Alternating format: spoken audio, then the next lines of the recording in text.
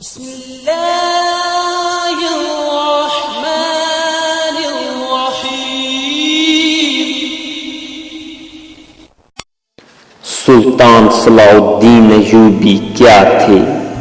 گھوڑے کی پیٹھ پر زندگی گزارنے والے شاہ سوار کی سانسوں کی تنابیں سمٹ رہی تھیں۔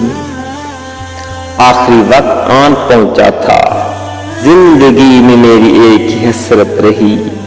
بوڑھے سلطان نے العادل سے سرگوشی میں کہا، کاش میں حج کرتا تھا، کاش۔ تاریخ کی روشن ترین ہستیوں میں سے یہ ایک عظیم شخص پھر کچھ نہیں بولا۔ اس کے دل میں دھڑکنیں خاموش ہوئی تو لشکرگاہ میں ہی نہیں، پوری مسلم دنیا میں کہرام مچ گیا۔ وصیت یہ تھی کہ اس کے جنازے کا اہتمام اس کے مال سے ہو۔ اندوختہ ٹولا تو سونے کی ایک اشرفی اور چاندی کے کل 40 سکے نکلے۔ کل جائیداد اتنی بھی نہ تھی کہ جنازے کے اخراجات پورے ہو سکتے۔ معلوم نہیں اسلام کا قلعہ کہلانے والے ملک کی اکثریت نے کبھی اس در نایاب کے بارے میں، جسے ہم سلطان صلاح الدین ایوبی کے نام سے جانتے ہیں، کچھ پڑھا یا نہیں؟ شاید نہیں۔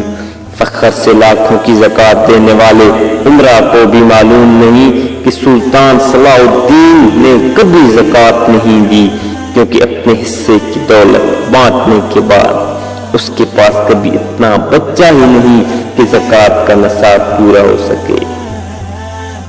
ہمارے حاکم شاہ یہ بھی نہیں جانتے کہ صلاح الدین نے کبھی حج بھی نہیں کیا، کیونکہ اس کا خیال تھا کہ حج اپنی کمائی کی رقم سے ہوتا ہے۔ سلطان صلاح الدین کے پاس مال جمع ہو پایا نہ ذمہ داروں نے اسے مہلت دی، چنانچہ حج کی خواہش رہی اور حیات موت کی آغوش میں جا سوئی۔